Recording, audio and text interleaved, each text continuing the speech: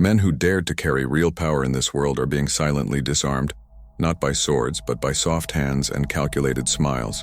I am Laertes, and in the gods of Semen I reveal what few dare to say.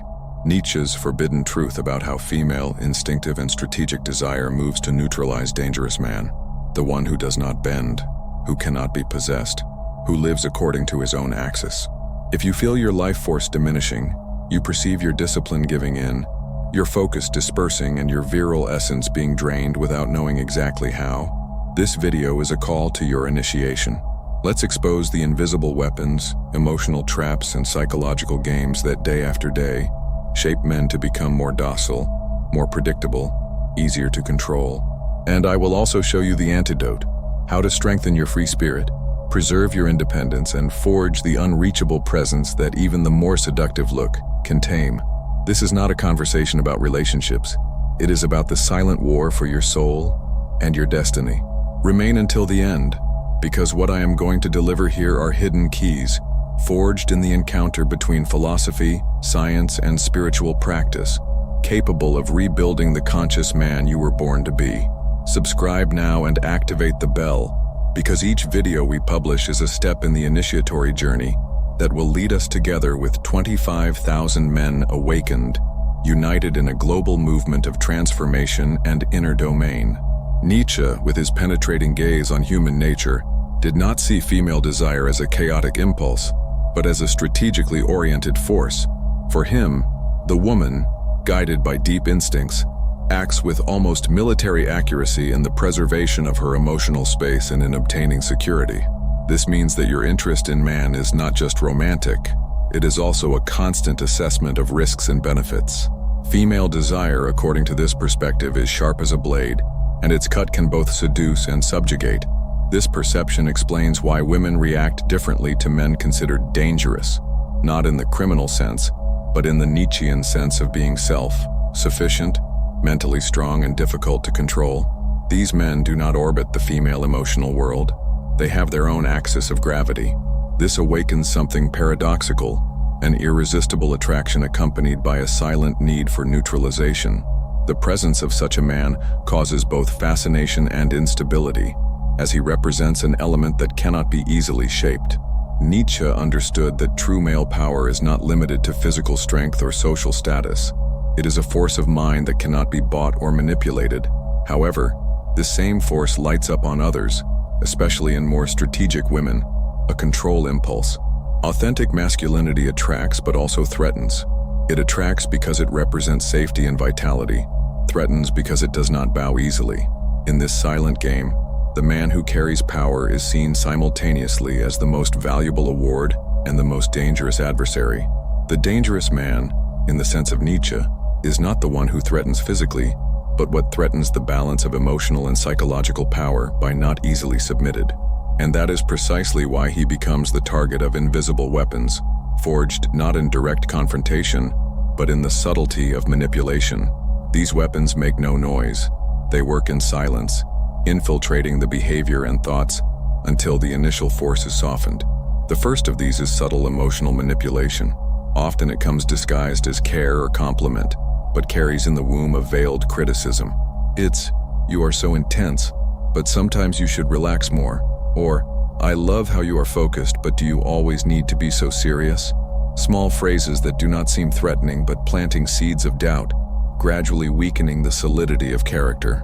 Upon receiving compliments that already bring a suggestion of change, the man begins, without realizing it, to recalibrate his posture to please, opening the first gap in his fortress. The second weapon is the strategy of softening masculinity through calculated intimacy and vulnerability. Here, the woman does not attack directly, but creates intense moments of connection, where man is encouraged to expose his weaknesses and give up his natural reserves. Of course, genuine intimacy is not a problem, but when used strategically, it acts as an invisible solvent, dissolving the barriers that maintain firm and inaccessible masculinity. The man begins to relax too much, exchanging his discipline for emotional comfort. The third is strategic social isolation. This is the most dangerous because it does not look like an attack, but a natural movement within the relationship. Small suggestions about friends who are not a good influence, subtle criticism of family members, or even veiled incentives to spend more time together, away from other people. Gradually, the external ties that fed the man's strength and identity are being cut. When he realizes his support network has been reduced, and his perception of himself depends almost totally that relationship. These weapons, used in sequence or combined, do not overthrow a man overnight. They work like water on the stone, patiently, molding until the original form disappears. And when this happens, the danger it represented, freedom, independence, magnetic presence, has already become milder, more domesticated. The neutralization process rarely comes with a warning. He is gradual, silent, and often masked by positive feelings. Therefore, the first step to protecting itself is to recognize the signs at the beginning, before the erosion of its essence is irreversible. The first sign is the change of habits and the gradual loss of discipline. The man who once woke up early, trained consistently, kept his rituals, and cultivated his mind, begins to open small exceptions. Just today I'm going to sleep a little more. I can miss training once. I will leave to read tomorrow. At first it seems harmless until the exception becomes the new standard. This slow and almost imperceptible loss of rigor weakens not only the body, but the spirit, and Nietzsche saw the beginning of any man's decay. The second sign is the reduction of focus on long-term objectives. Before, the vision was clear: to build something grand, to gain independence, leave a legacy. But over time, this flame begins to go out. The man finds excuses to postpone projects, to spend energy on smaller and immediate things. Often this is because their priorities begin to align more with the expectations and needs of the relationship than with their own mission. The power that came from within depends on the external environment. The third sign is the subtly cultivated emotional dependence. It is not an explicit dependence marked by despair or visible attachment. It is something more insidious. The feeling that mood, motivation, and even self-esteem are directly linked to that woman's approval and presence. When a man's emotional energy oscillates according to the attention he receives, he has already delivered the key to his internal stability. At this point, neutralization is at an advanced stage, not by direct imposition, but because man's own psyche has reproached himself to constantly seek that stimulus. Recognizing these signs requires brutal honesty to yourself. The man who ignores these changes becomes an open field for invisible control. But what would Nietzsche suggest as a defense? This will be approached in the next chapter, where we will see the philosophical antidote against this neutralization. For Nietzsche, the true defense against any form of neutralization was not in direct confrontations or attempts to convince the other to change, but in the cultivation of such solid internal force that nothing external could erode it. This force is not built on dependence, but in the maintenance of the free spirit, the state of being that remains centered and intact, regardless of circumstances. Strengthening the free spirit means first and foremost to understand that no human bond, however intense, must become an anchor that immobilizes. Nietzsche saw the absolute attachment as a golden prison, comfortable at first glance, but limiting for the expansion of man. The free spirit is the one who lives intensely, but is not attached to anyone to the point of losing himself. This independence is not coldness, but preservation of its own essence. Another key piece is to preserve male space and ritual independence. The man who maintains moments and practices exclusively his builds a sacred territory that cannot be invaded. Whether it's a workout, a study, a craft, or a morning ritual, these daily anchors remind man who he is, reinforcing his identity beyond any relationship. This space is what prevents you from dissolving in the other's life, keeping the flame of your individuality lit. Finally, Nietzsche defended distance philosophy. This does not mean moving away, but maintaining a certain inaccessibility that preserves mystery and respect. The man who becomes totally predictable and available loses the magnetism that initially attracted. Healthy distance acts as an invisible force field. It prevents excessive fusion, prevents the loss of borders, and ensures that the relationship is sustained by desire and respect, not by control and dependence. These principles form an antidote not only against manipulation, but against the silent erosion of virility. The man who incorporates them does not become unreachable for arrogance, but because it builds an inner fortress that cannot be taken without its consent. The man who cannot be disarmed is not born that way. He builds himself layer by layer, like a fortress that is both impenetrable and magnetic. This transformation requires conscious discipline, strategic choices, and an unshakable commitment to its own essence. The first step is to rebuild discipline as a shield. Discipline is not just a training routine or a well-organized agenda. It is the ability to say no to everything that weakens your energy and your long-term vision. When a man is disciplined, he is immune to emotional distractions and invitations to abandon his mission. This firmness makes it predictable for yourself and unpredictable for those who try to control it. The second step is to surround yourself with a circle of strong and independent men. Nietzsche understood that man is strengthened not only by individual effort, but by contact with others who challenge and inspire him. A group of men committed to their own evolution acts as a constant mirror, reminding him of maintaining the high standard and not getting lost in emotional dynamics that corrode his strength. This circle creates an environment where respect is mutual and mediocrity finds no room to settle. There is an ancient code, buried in the forgetfulness of modern man, capable of restoring the gross and indomitable energy of masculinity, and he is revealed in the ebook, Stored Sex, the Code of Raw, Masculine Energy, an initiatory work with more than 170 pages divided into 8 complete modules that unite hidden science, practical philosophy, and virile spirituality, bringing activation phrases to reprogram his mind, spiritual practices to strengthen your axis, seminal retention rituals to transmute desire into power, and a precise structure to conduct your personal initiation. This is not a common book. It is a spiritual weapon against apathy, dispersion, and loss of manly essence, a map to transform sexual energy into magnetic presence, clarity of purpose, and unbreakable force. If you understand that your time is now, click on the link in the description or the fixed comment and guarantee your immediate access. And for the first 10 men who come in, there is an exclusive promotion that will not be repeated. The third step is to cultivate a greater purpose than any relationship. When a man lives for something that goes beyond romantic love or the search for comfort, he becomes unattainable at the deepest level. The purpose, be it spiritual, creative, philosophical, or material construction, acts as a central axis that keeps everything in order. No criticism, absence, or manipulation is able to divert it from your route, because your life does not orbit someone else, but an ideal that transcends your own time. Such a man is neither cold nor distant by insecurity.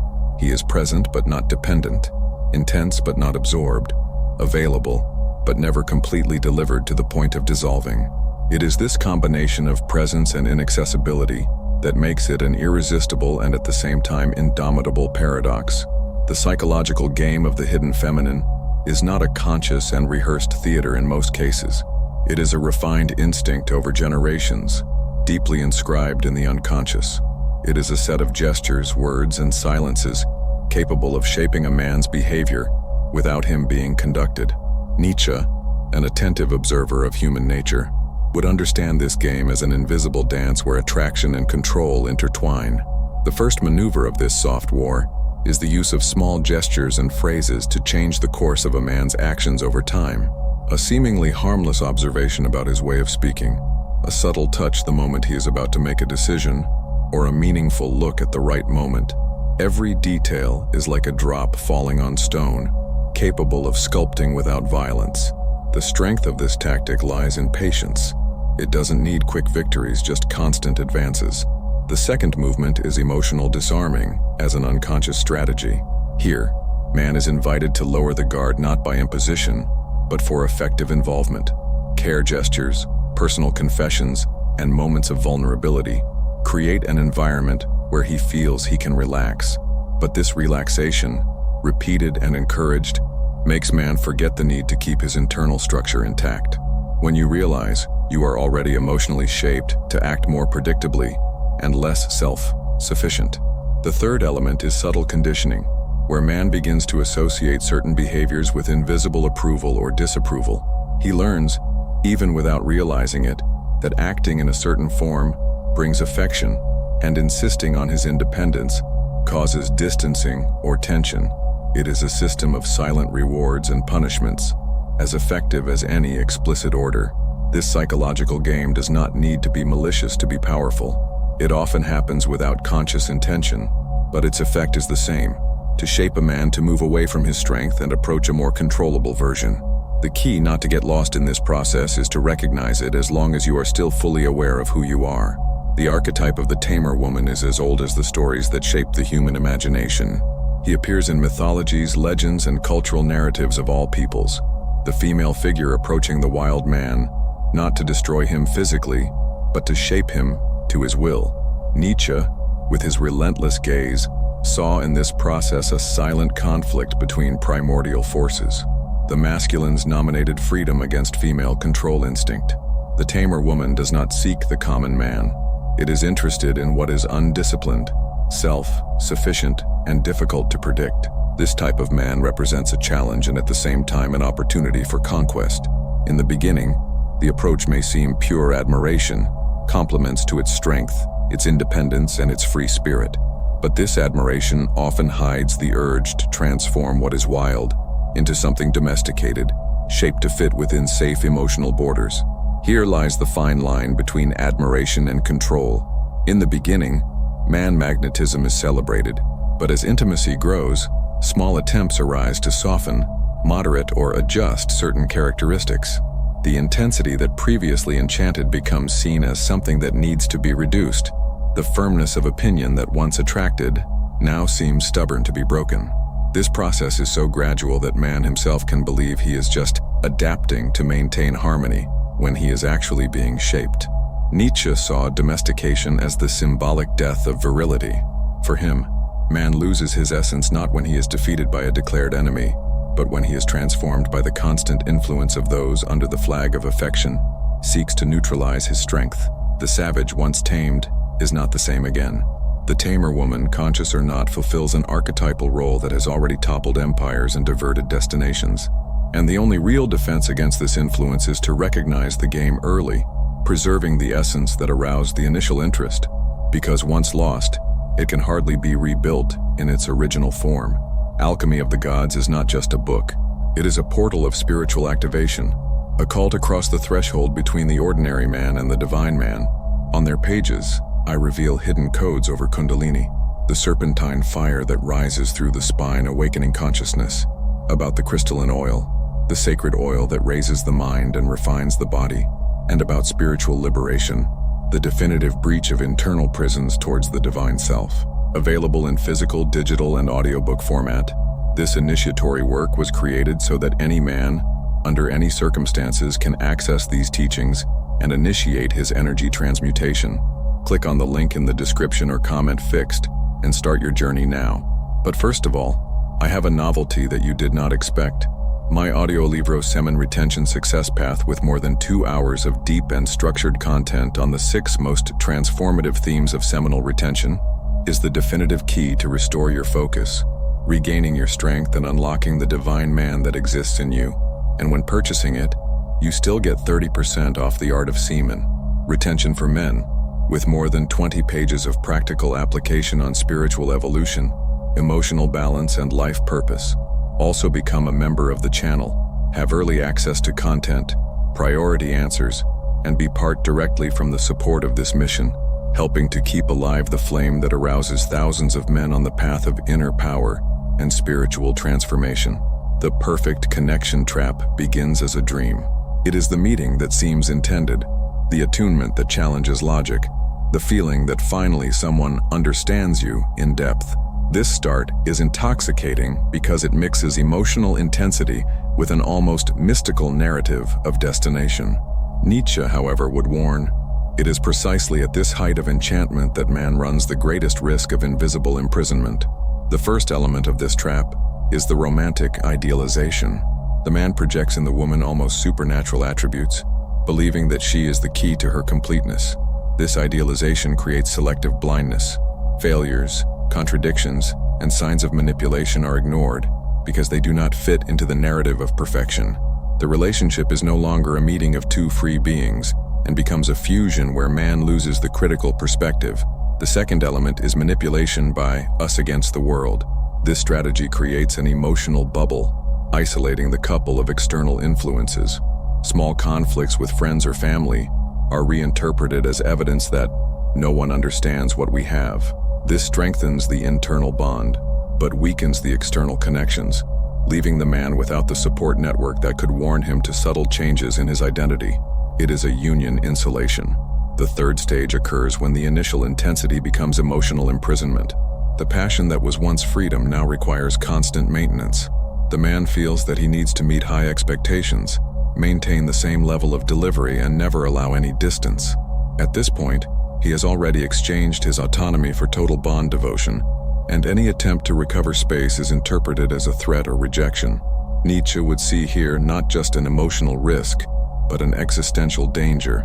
For him, to surrender totally to another being, without preserving an untouchable core, is to abdicate his own sovereignty. And in the absence of this sovereignty, man's life force begins to dissipate until only one shadow of what he was.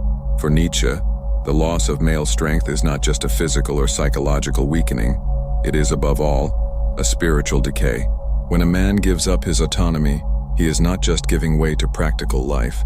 It is allowing its vital spark, what connects it to its highest purpose, delete slowly.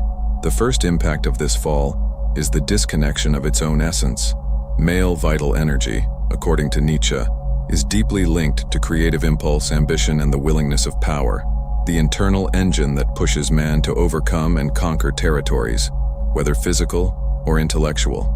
When this energy is diverted or drained by relationships that require constant adjustment and submission, man loses the natural rhythm of his evolution. It is as if the river that once ran hard was dammed until it became a stagnant lake. The second impact is the loss of internal freedom. Freedom of thought, action, and creation is no longer a natural state, and it depends on the approval and emotional climate of the relationship. In this scenario, decisions are no longer made by the clarity of reasoning, and are shaped by the fear of generating conflict or disapproval. It is a subtle but deeply corrosive slavery, for it settles in mind even before manifesting itself in the outside world. The third impact, perhaps the most invisible, is the breach of the link between desire and freedom.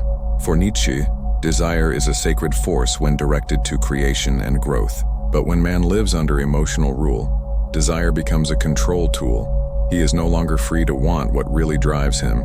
It comes to desire only what keeps the immediate harmony, even if it costs its future. This is the silent death of the spirit, when the flame of will is lit not by their own will but by the need to keep peace at any price. In the end, the loss of power is not only measured by the absence of strength or influence, but by the disappearance of what made man feel alive. And without this vitality, all the rest, career, relationships, achievements, becomes just a mechanical repetition, without soul. Before a woman gives respect and delivering full to a man, there is an almost invisible process, a set of subtle, often unconscious tests that measure the solidity of their internal structure. Nietzsche, aware of the game of forces that governs human relations, would understand these tests as a psychological battlefield, where the goal is not immediate destruction, but the verification of those who stand up when pressure increases. The first of these tests is the test of emotional resilience. Here are not great external challenges, but small internal provocations, purposeful delays, sudden mood swings, ambiguous comments. What is at stake is your ability to keep calm and mental clarity without reacting explosively or bending to avoid discomfort. If man loses balance at these times, he demonstrates that his strength depends on external stability, not a solid inner core. The second is the patience test. Patience in this context is not passivity, but the ability to maintain focus and control of their own rhythm, even when trying to hurry or force results. Intuitive women use this test to measure whether man is guided by anxiety or strategy. The impatient, moved by the desire to resolve or please immediately, turns out to be more moldable than he would like. The third is the consistency test. Here, time is the decisive factor. Small observations are made, expectations are created, and man's behavior is monitored in silence. Does it keep the same patterns of discipline, self-control, and purpose even after months or years? Or does it start relaxing, letting life and identity be shaped by the relationship? Consistency is the final proof that the initial force was not just a temporary spectacle, but a real reflection of character. Nietzsche would see these tests not as malicious traps, but as natural expressions of an instinct that seeks to measure the quality of man before granting total space in his emotional territory. And the man who understands this game does not enter it to win. He simply remains unshakable, because his strength is not staged, it is lived. The unreachable man is not one who isolates himself from the world or who rejects human bonds. It is unreachable because it has built such a solid presence that it cannot be possessed or shaped by anyone. For Nietzsche, this kind of man is the ultimate expression of the free spirit, someone who interacts intensely with the world, but whose essence remains untouched. The first foundation for forging this posture is to build healthy barriers without losing magnetism. These barriers are not hostile walls, but clear limits that define how far external influence can go. They ensure that, as close as a person is, there is still a personal territory that cannot be invaded. This private space, kept firmly, preserves both independence and mystery itself is fuel for desire and respect. The second foundation is the value of keeping secrets and areas of life inaccessible. The man who exposes every thought, plan, and vulnerability becomes predictable, and the predictable is easily controlled.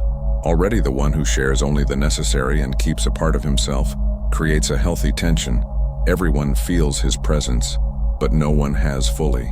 Nietzsche saw in this containment a sign of intelligence and self-control. The third foundation is to understand that the unreachable man becomes unforgettable, not for making an effort to impress, but for living according to his own axis, even if it means counteracting expectations.